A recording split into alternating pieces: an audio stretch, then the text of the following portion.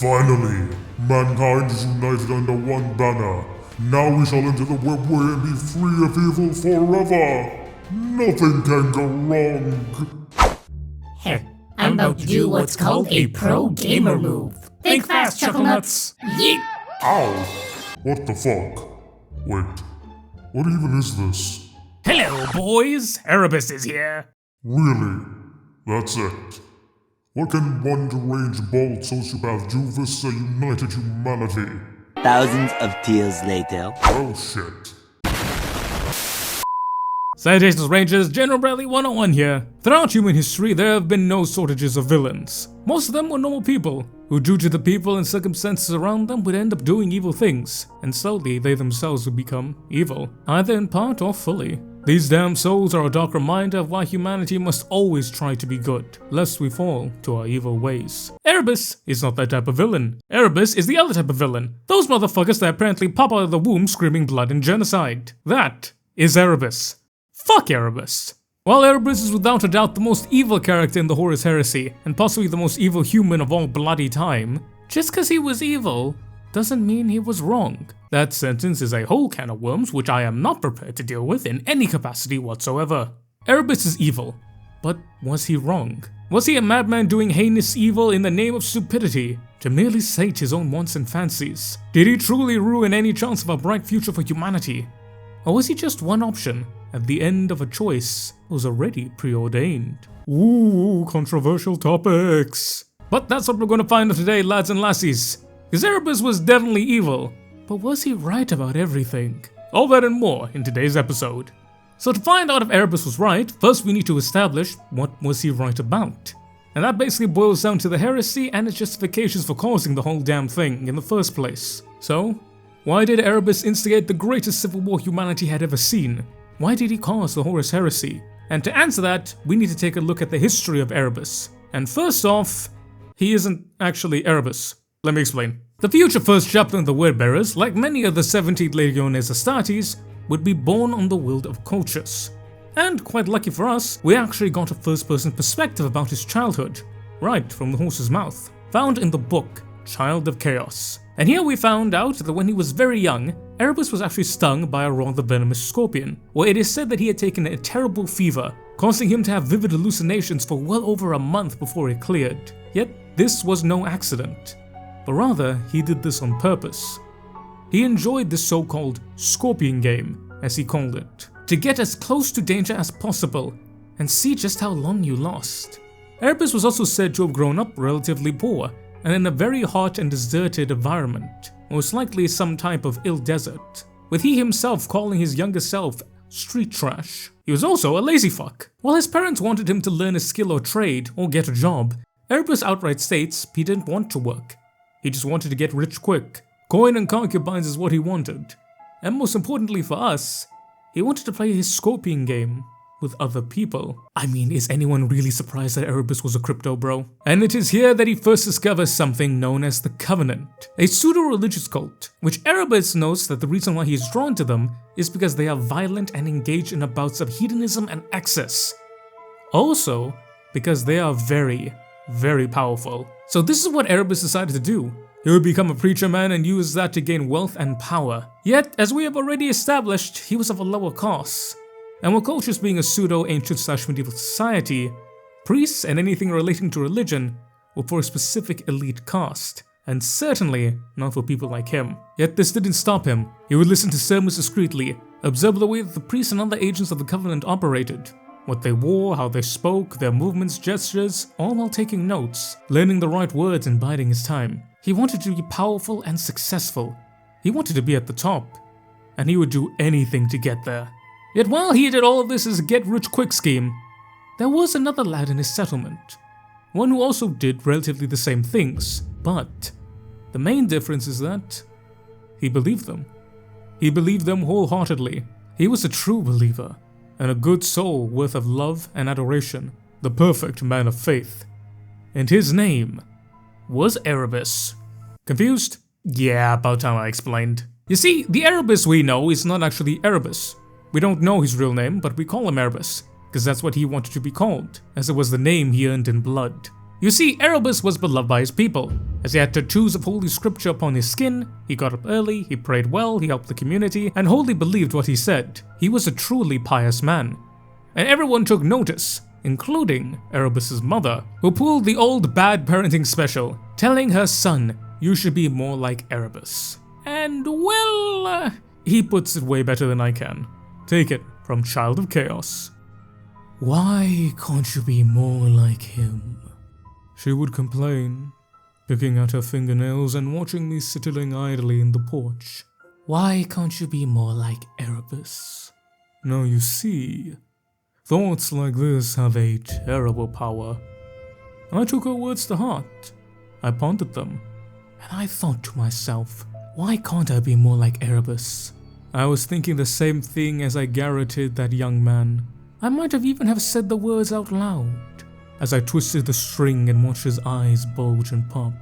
That was the first time I ever killed a living soul, and gods above was it sweet.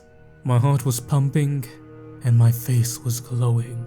The more his life ebbed away, the more I felt my own burgeoning. By the time I let his body drop into the alleyway, I was positively singing inside. The sensation didn't last long. There was all the tedious business of disposing the body, then rooting through his belongings to get what I needed, then turning my back on my birthplace and setting off into the great dust.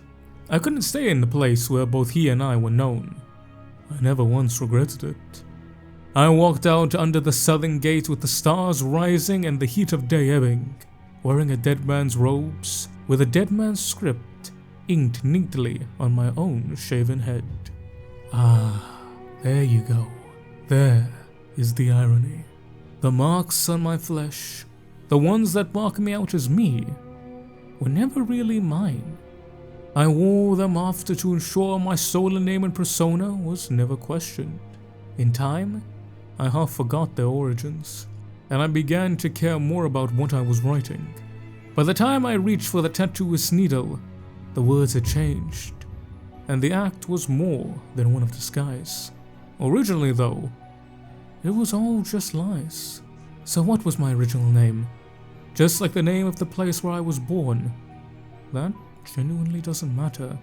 I have become like a demon, nurturing a secret moniker that only the Imperium echoes. And I certainly will not tell you, for some things, even the gods don't know. From here, Erebus would abandon his hometown and run off to learn the ways of a priest, by lying, cheating, stealing, and everything in between. When someone would get a whiff of his misgivings, he would kill them, if he could, and if that wasn't possible, he'd run off to the next settlement, all the while learning more and more about how the Covenant controlled people.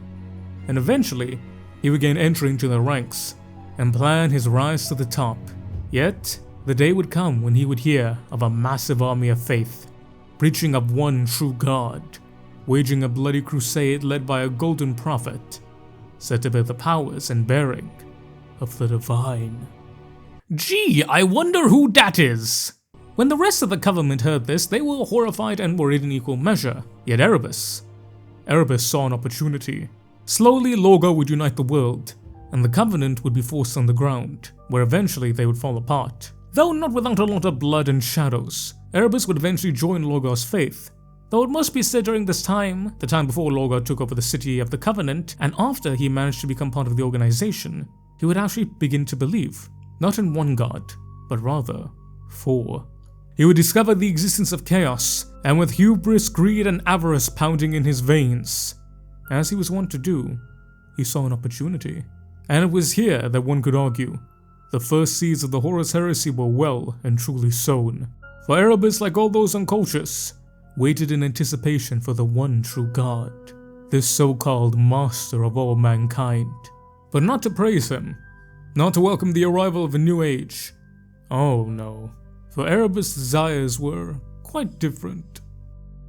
I wanted to see this master of mankind so very much, since I knew more than most what it would mean for the universe. I wanted to witness the creature I was destined to bring low. I wanted to see him drag before me like a lowing ox before the sickle knife. I was never, ever taken in by him. Not like so many after who claimed they had somehow been wronged or misled. I knew, right from the start. I knew before he even set foot on my dry-as-bones home world. I knew all this because I never aspired to be more than anything other than what I am. An eavesdropper, a sneak, a fertile soakway for lies and poison. Judge me if you will, and plenty do. But we all have our places within this far from ideal creation. Here I stand, and I can do no other. Now this is Erebus speaking, so trusting him to be honest is like trusting a $2 prostitute to be free from venereal diseases. At that point, you deserve whatever you get. But from this, we can glean that Erebus was never quite right. I reckon that scorpion nonsense at a young age might have something to do with it. Yet Erebus was always a bad sort. A natural-born psychopath. Evil, pure and simple. Born to serve Satan, or as he believes, all four. He has no love for anyone or anything. Not his parents, not his community, not his work, nothing. Not even the gods. For while he believes in chaos, he is no loving servant to them. In that way, he's rather logical. Chaos is the greatest power. Erebus wants power. So by serving chaos, he gets the most power. To him, it's a job. And all he's interested in is getting paid.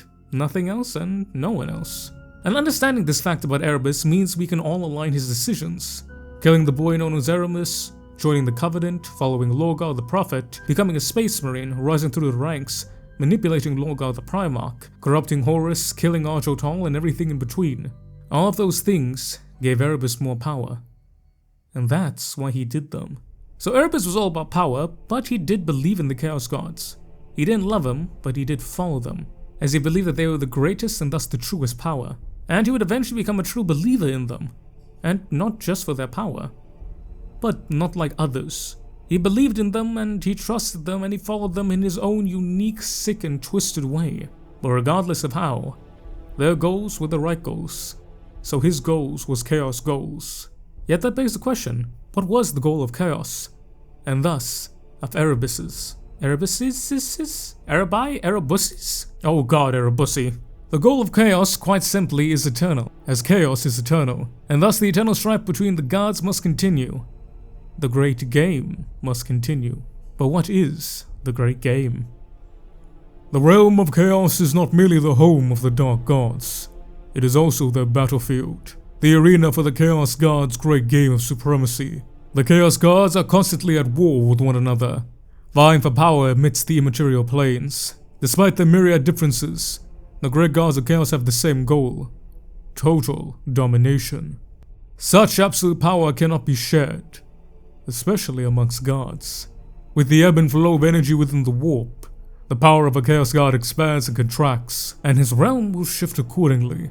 For long periods, one god may dominate the other, fed by its own success, leeching its foe's energy for its own growth. Ultimately, the other gods will ally against the dominant force, and through combined efforts, reduce him in power, until another of their number rises to prominence. This pattern is played out again and again throughout eternity. No Chaos God can ever truly be victorious, for if all other warp powers were obliterated, the warp would become a still, unmoving mass, and Chaos would no longer exist. So, in a way, the ultimate goal of Chaos is the exact opposite of humanity, for it is human nature to progress, to move forward, and to seek a better future than those who have came before us. Yet the ultimate goal of the ruinous powers is to maintain the eternal game, the never-ending war, stagnation. And as I have covered in my video about the Emperor and what he wanted to do, it was the direct opposition to that of Chaos. The quick TLDR of that: he wanted to segregate the entire human race from the warp, and thus the Chaos Gods, as he wants to shunt us all into the webway to prevent Chaos from feeding on us, which would culminate in some type of terrible psychic catastrophe, a la the birth of Sinesh with the Eldar race, except way worse. So we can see why immediately Erebus wanted to throw hands with Big E.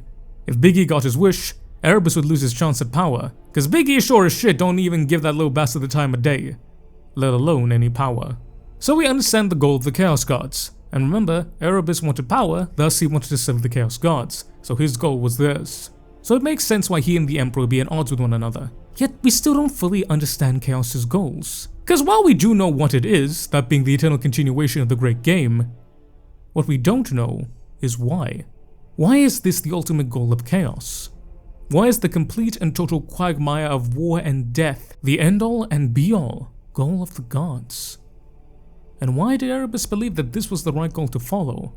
Why did he decide this was right? The origins of Chaos begin in an age before time, an age of gods, an age of war. An age of war where stars were weapons and planets were shields. An age of war where only the strong would survive and the weak would die. An age of war that would end in so much bloodshed, it would turn heaven into hell. This was the age before 40k. This was the war in heaven. This great conflict of aeons was waged between the original masters of this galaxy, a race so ancient and mysterious, they are merely known as the Old Ones, and the Dark Star Vampire Gods, known as the Kh&acirc. Oh yeah, and the Necrons, who got royally fucked in every which way. This absolute sodomizing of the Necron tier would lead them to ally with the Kh&acirc, who would promptly betray them, taking their souls and flesh both, replacing it with cold steel. This was done by a process known as biotransference, and thus turned the short-suffering Necron tier into the immortal damned Necrons.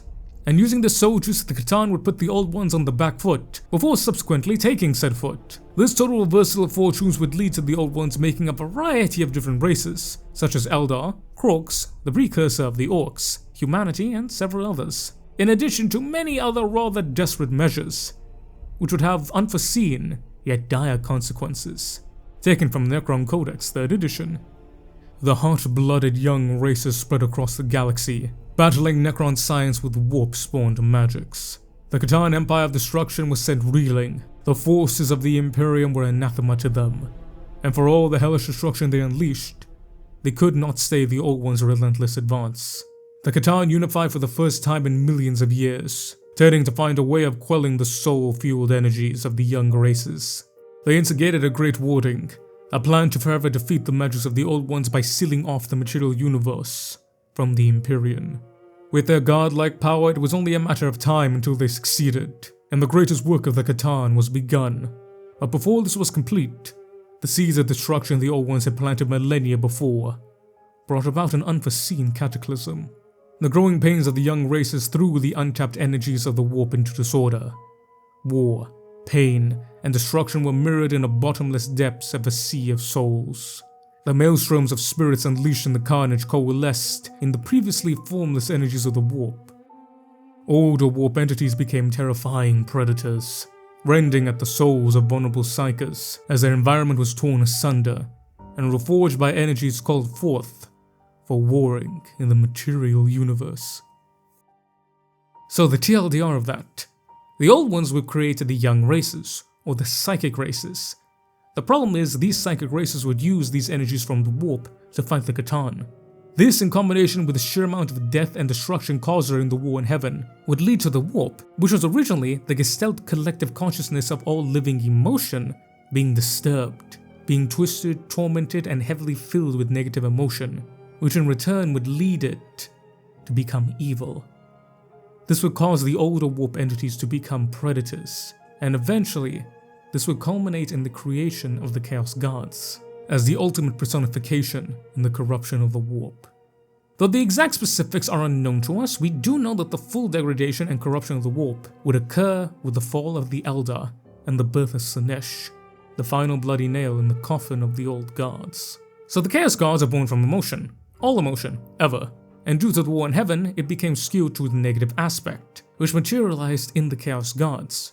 And the separation of the materium and the immaterium by the Kh&acirc would lead to the creation of the warp realm, being the sole denizens of said gods. And thus, the great game was born. And this is the why for Chaos. It is their nature. The warp has become the realm of negative emotion, and the warp is the realm of the Chaos Gods. Thus, Chaos will always be a force that craves destruction, eternal destruction, for that is why they were born. If one were to be so bold, you could say that the Chaos Gods are the scars of the war in heaven made manifest. A war so violent and bloody that its scars are gods. Quite fitting if I'm being honest. And that is the why of chaos. This is why they want the great game to continue, for it is their nature.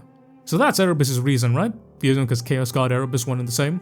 Well, no. As I stated previously, Erebus did what he did because he wanted power, and he believed that chaos was the greatest power there is, so that's why he followed them, despite eventually believing in them. Yet there was also another reason that Erebus did what he did, that being the onsetting of inevitability, or as Erebus prefers, destiny. Of course, he does a much better job explaining his bullshit than I ever could. Taken from Child of Chaos. For all of this, I am hated. For being there at the outset, for laying the foundations that others would willingly build on. I think they wish to find something in this story that explains things. Some moment of decision, some choice that could be later regretted or accounted for. But it's just as I said. None exists. I have always been on this road, ever turning, never deviating.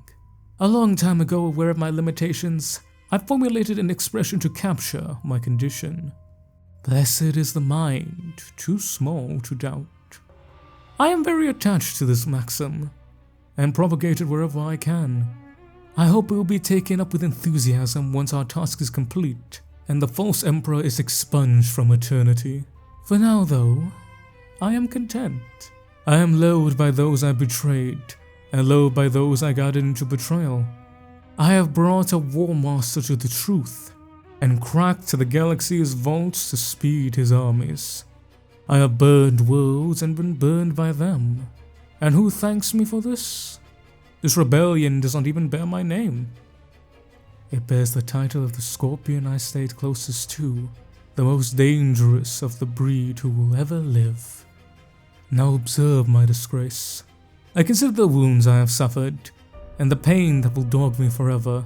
I consider those that inflicted such ignominy upon me, and how they started their stories so nobly, and will end them in the gutter. They hate me not because of what I am, but because of what they were. They hate me because they turned and I did not. The records of our enemies call us turncoats, but I changed no allegiance. I was always here, just as I am now, aware of myself and the universe that made me. I lied with every breath I took, except to myself. That is purity, of a kind, and something that no other soul in this grand armada of renegades can boast. I look on Terra now from my void cold vantage and see its huddled lights glimmer in the fragile dark. Soon the order to attack will come, and the final act will be entered. The monsters I created will burst forth from their fetters, giving no thought to what long labors brought them here. Horus mutilated me. My own Primarchs discarded me.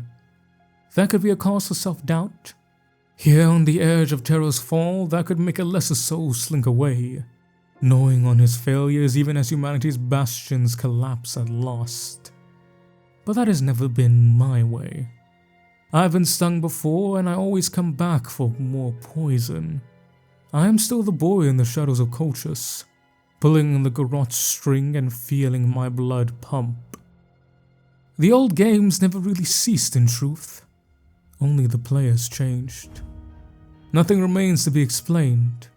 I can whisper these truths to my own creed-inscribed face if I wish. That I can now hold up in front of my own eyes as my only audience. The ragged flesh is dry and cracking now, and will soon fall apart. But I keep it, just as I used to keep my mirrors for the same purpose. I took this face from another man once, to become what I wanted to be. Now it is my reminder that all despots are fragile, and that the hand of destiny will always be despised.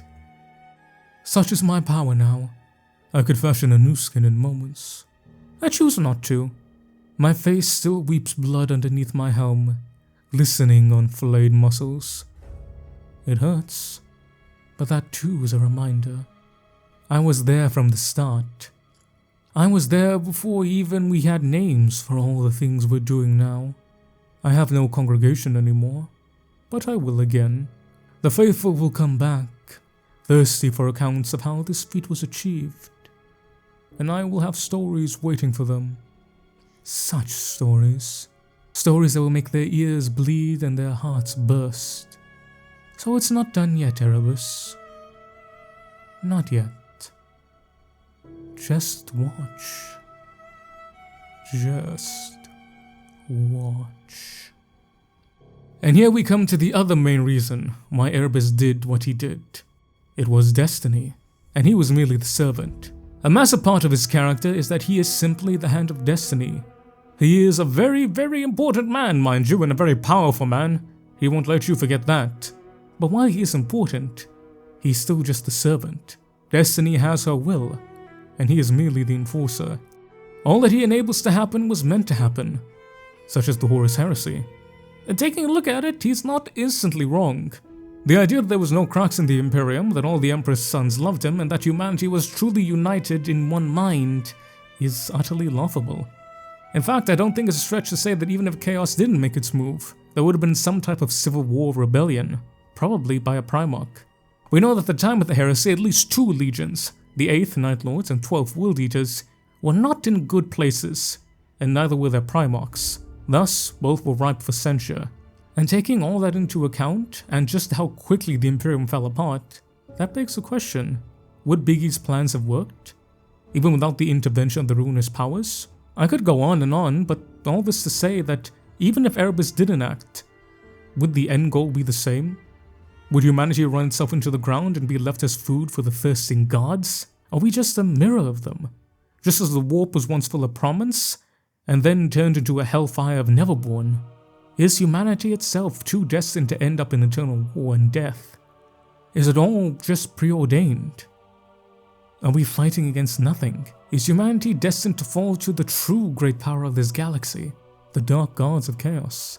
And if that is true, wouldn't it be smarter just to serve them and get power while you're at it?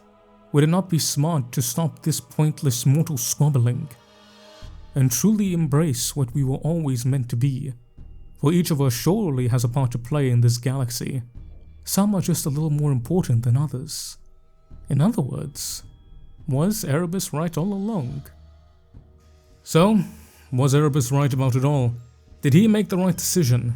And was he truly one of the smartest men that we had? No, I don't think he was. Erebus's whole idea revolves around the idea that destiny exists, and that the Chaos Gods are the personification of that. They are the most powerful force because they are the most natural. They were destined to be there. The war in heaven created them. They were merely just a byproduct of all the war, death, and destruction. To him, they are the true gods, because they existed naturally. They were created by destiny, and he was its hand. The idea that humanity is destined to return to this base instinct, that doesn't matter who, what, when, where, or why, that we do. Chaos is all eternal, and thus we will eventually come back to it.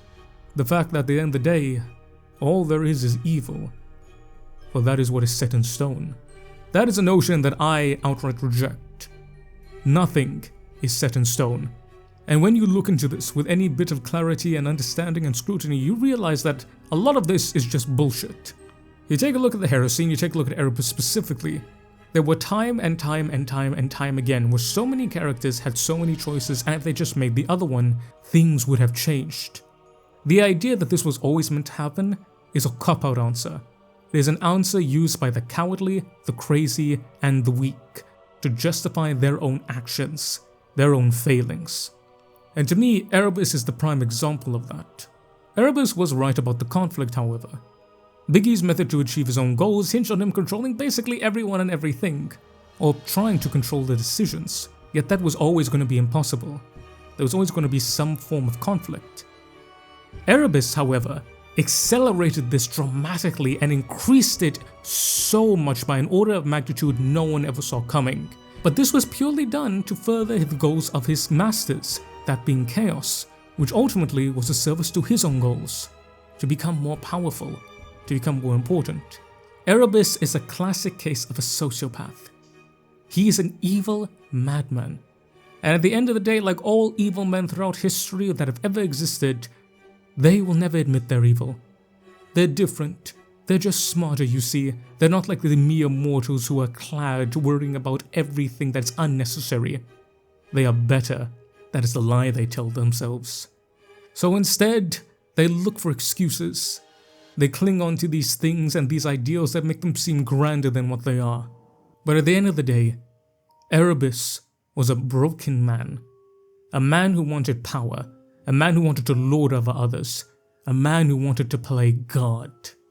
And we see exactly that when he's presented with something that doesn't go according to plan, this whole facade of Erebus disappears immediately. Such as when Khan confronts him in the fighting pits. Erebus bowed to the crowd, facing the applause of thundering fists against bare chests. The deactivated crozius in his hand was flecked with blood. First blood. And ever the dignified victor, Erebus offered a hand to help Skane up from the deck. The sergeant took the proffered hand, gripping it with his new augmented limb. "A fine bout," the first chaplain said. The World Eater still hadn't had his throat mechanics repaired, thus leaving him speechless. But he grinned and nodded in place of words, and moved back into the crowd. The Varus stepped forward. So did Khan.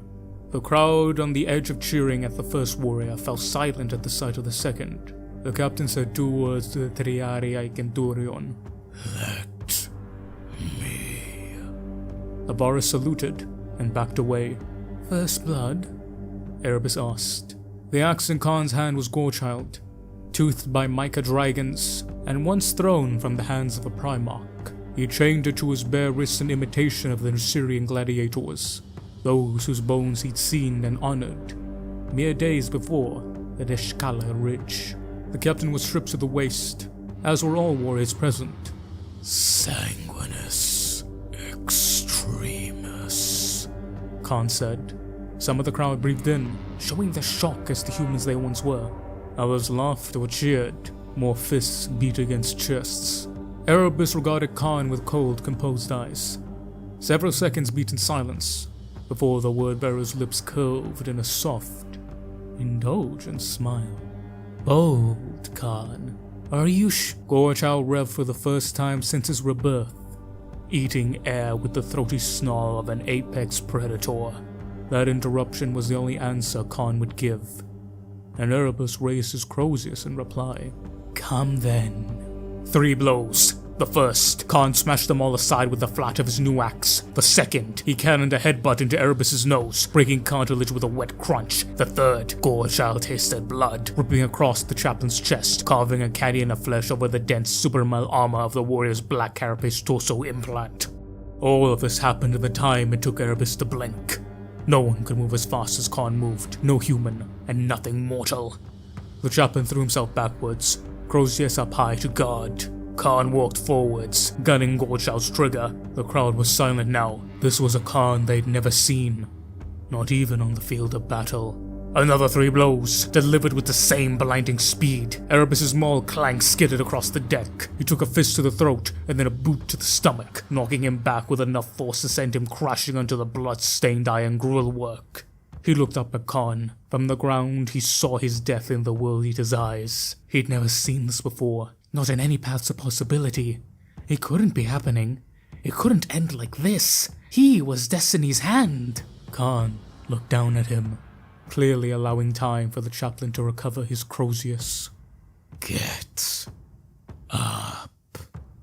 Erebus rose, his mace in his hands again. He attacked this time, showing the speed and skill that allowed him to hold his own against Lucius of the Emperor's children and Loken of the old lunar wolves. His crozius trailed like killing lightning, buzzing furiously as it thrummed through the empty air again and again. Khan weaved aside from every blow, quicker than a blink, surely quicker than muscles could ever allow. Their weapons crashed together. Khan had parried the last blow. Erebus expected accusation in the World Eater's eyes, or surely anger.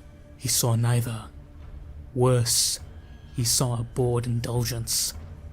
The captain even sighed.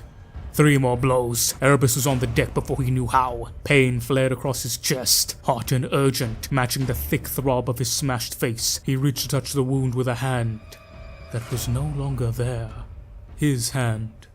His hand was on the deck, several meters away. Blood leaked from the chewed veins nestled in the meat of his severed limb. Turning unbelieving eyes downwards, he saw now where his arm ended at the wrist. "Going to need an augment for that," Cargo said from the crowd. Several warriors laughed, but few with any real relish. They were too fascinated by what was unfolding. Erebus looked up at Khan again. He was just waiting. Get up. The chaplain rose. Khan didn't wait this time. The blows were bloody blurs of winding motors and tearing chain teeth. Pain bloomed across Erebus's body, and he was face down on the deck again before he had managed to fully rise from the last time. Even without his armor's pain nullifiers and chemical stimulants, Erebus suppressed the pain by whisper chanting a sacred mandala. Khan interrupted it. Get up. Erebus actually tried, but he froze when he felt Gorshout's teeth against his spine. The idling chain blade was purring and breathing out on its Promethean fuel stink. The axe's still teeth kissing Erebus's vertebra. Never, not even in fragmentary glimpses, had he foreseen this duel. It couldn't end like this. He couldn't die here. There was so much to do. Cygnus Prime, Terra herself, in all the 10,000 futures. Erebus had seen himself fighting the Long War to the very last. The very same second Erebus reached for the ritual knife at his belt with his remaining hand, Khan pulled the chain axe's trigger. There should have been a scream. Everyone expected it. Every warrior present waited to hear the first chaplain, the word-bearer, shriek as Gorechild bit into his flesh. But there was nothing beyond the rotating whine of an axe blade chewing empty air.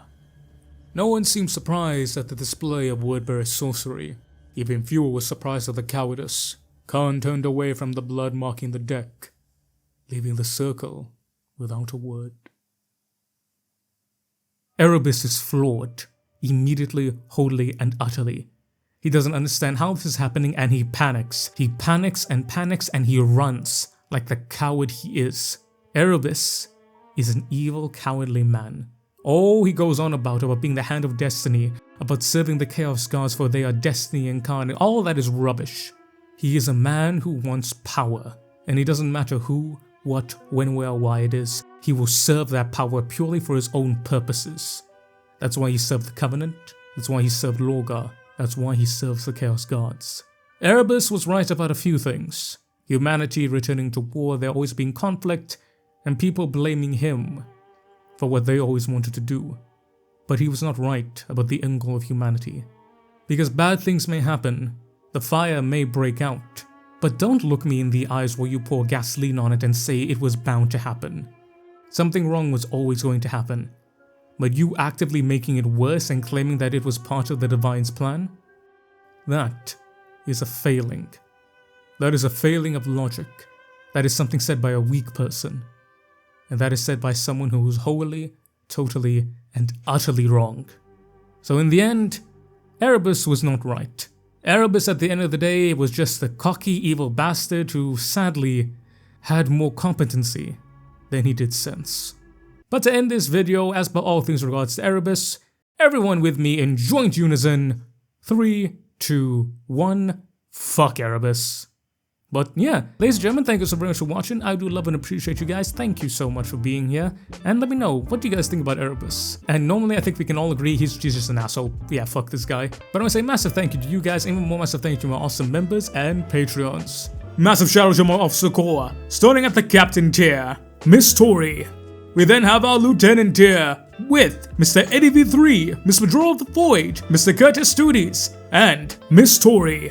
Massive shout out to my Sergeant tier members, Mr. Damiak, Mr. Warsmith the Fireheart, Mr. Andy McGee, Mr. Bowen, Mr. Sean RL7, and Mr. Matthew Merrill, Mr. That Guy. Massive shout out to my Corporal tier members, Mr. Tremaine the Math Kitty, Mr. Lord Rosarius, Mr. Tech Priest Toaster, Mr. Bowen, Miss Shauna Smithers, The Gentle Salamander, The Wench of Warhammer, Major Doshinet, and Mr. Edward King.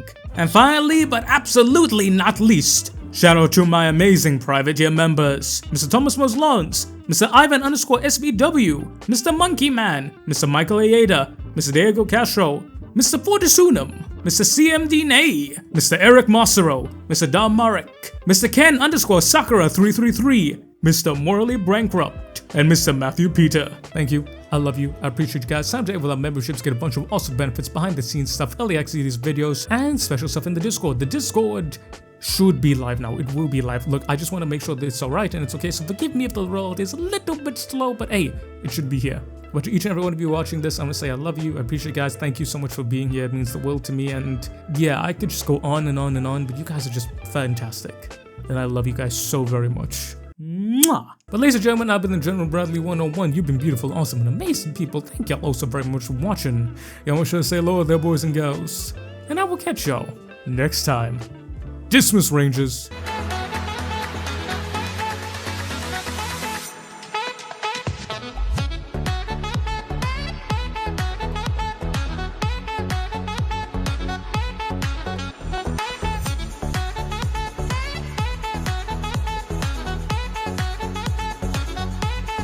And to think there are people who think Erebus is anything but a murderous sociopath. You, sir, need therapy.